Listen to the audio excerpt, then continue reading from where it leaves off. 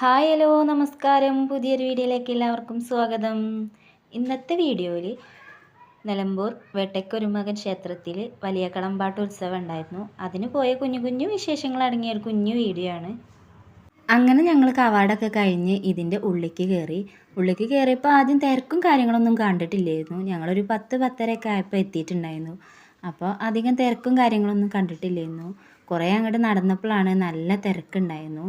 കഴിഞ്ഞ പ്രാവശ്യം ഞങ്ങൾ വന്നിട്ടുണ്ടായിരുന്നു. കഴിഞ്ഞ പ്രാവശ്യം വന്നപ്പോൾ ഞങ്ങൾ കുറേ ദൂരത്തായിരുന്നു വരിയൊക്കെ നിന്നിട്ടുണ്ടായിരുന്നത്.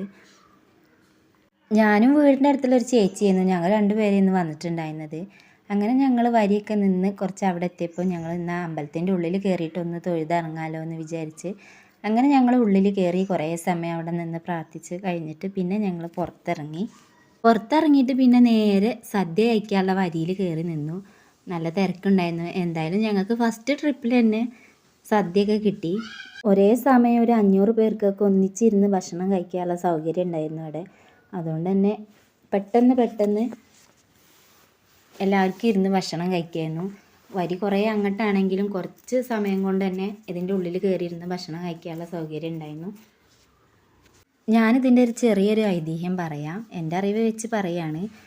ഒരുപാട് വർഷങ്ങൾക്ക് മുമ്പ് ഒരു രാജാവ് തൻ്റെ നാടിൻ്റെ ഐശ്വര്യത്തിന് വേണ്ടിയിട്ട് അടിയാളന്മാർ പൂജിച്ചിരുന്ന അവരുടെ കുലദൈവത്തെ അവരുടെ സമ്മതമില്ലാതെ സ്വന്തം നാട്ടിൽ പ്രതിഷ്ഠിപ്പിക്കുകയും അതിൻ്റെ പ്രായശ്ചിത്തമായിട്ട് അവർക്ക് വർഷത്തിലൊരിക്കൽ അവരെ ദൈവത്തെ കാണാനുള്ള അനുമതി ലഭിക്കുകയും ചെയ്യും. അതിൻ്റെ ഭാഗമായിട്ടാണ് ഈ കളമ്പാട്ടുത്സവം നടക്കുന്നത്. ഒരു നാടിൻ്റെ ഉത്സവം കൂടിയാണ് ഈ കളമ്പാട്ടുത്സവം. ജാതിഭേദമന്യേ എല്ലാ ആളുകളും വന്ന് ഭക്ഷണം കഴിച്ചിട്ട് പോകുന്ന ഒരു ഉത്സവം കൂടിയാണ്. എല്ലാ ആൾക്കാരും ഈ സമയമാകുമ്പോൾ അടുത്തുള്ള ആൾക്കാരായാലും ഇവരെ കുടുംബത്തിൽപ്പെട്ട ആൾക്കാരായാലും കൂടിയിട്ട് എല്ലാ ആളുകളും ഈ സമയമാകുമ്പോൾ നാട്ടിലെത്തി ഈ ഒരു സദ്യ കഴിക്കാൻ വേണ്ടിയിട്ട് എല്ലാവരും വരും. അങ്ങനെ ഇതാ ഞങ്ങൾക്കും ചോറ് കിട്ടി. ഉപ്പേരി, ഓലൻ, അച്ചാർ, പായസം, സാമ്പാർ, ഇത്രയും വിഭവങ്ങളാണ് ഈ സദ്യയിൽ ഉൾപ്പെടുത്തുന്നത്. നല്ല ടേസ്റ്റാണ് കേട്ടോ. നല്ല ചന്ദനത്തിൻ്റെയും ഭസ്മത്തിൻ്റെയും ഒരു മണവും രുചിയൊക്കെ ഈ സദ്യയിൽ നമുക്ക് കിട്ടും.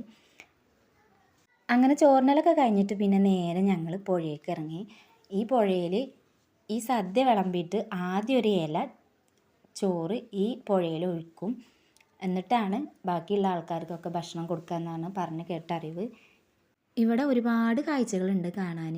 രാജകുടുംബത്തിൽപ്പെട്ട ആൾക്കാർ കുളിക്കാൻ ഇറങ്ങുന്ന സ്ഥലങ്ങൾ, അവർ താളി ഉണ്ടാക്കിയ കുഴികൾ, അങ്ങനെ ഒരുപാട് കാഴ്ചകളുണ്ട് ഇവിടെ കാണാൻ.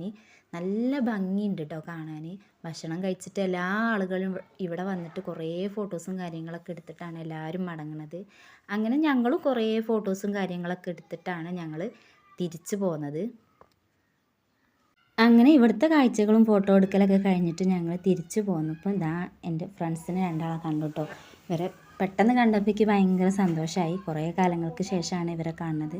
അപ്പോൾ എനിക്ക് ഭയങ്കര സന്തോഷമായി കേട്ടോ. ഇവർക്കും തന്നെ ഭയങ്കര സന്തോഷമായി. കുറേ നാളുകൾക്ക് ശേഷം കാണുകയല്ലേ. അപ്പോൾ ഇവരോട് കുറേ നേരം സംസാരിച്ചിട്ടാണ് പിന്നെ ഞങ്ങൾ തിരിച്ചു പോകുന്നത്. എൻ്റെ വേറെ ഫ്രണ്ട്സുകളും ഇവിടെ ഉണ്ടായിരുന്നു. പക്ഷെ അവർ വന്നതൊന്നും ഞാൻ അറിഞ്ഞിട്ടില്ലായിരുന്നു. വീട്ടിലെത്തിയപ്പോൾ ആണ് അവർ വിളിച്ചത്. ഞങ്ങളും വന്നിട്ടുണ്ടായിരുന്നു എന്നൊക്കെ ചോദിച്ച് അവർ വിളിച്ചിട്ടുണ്ടായിരുന്നു. അങ്ങനെ അവിടെ നിന്ന് ഞങ്ങൾ തിരിച്ച് വീട്ടിലേക്ക് പോന്നു. അപ്പോൾ ഇത്രയൊക്കെയുള്ള ഇന്നത്തെ വിശേഷങ്ങൾ. കണ്ടിഷ്ടപ്പെട്ടാൽ സബ്സ്ക്രൈബ് ചെയ്യുക, കമൻറ്റ് ചെയ്യുക, ഷെയർ ചെയ്യുക. Thank you for watching.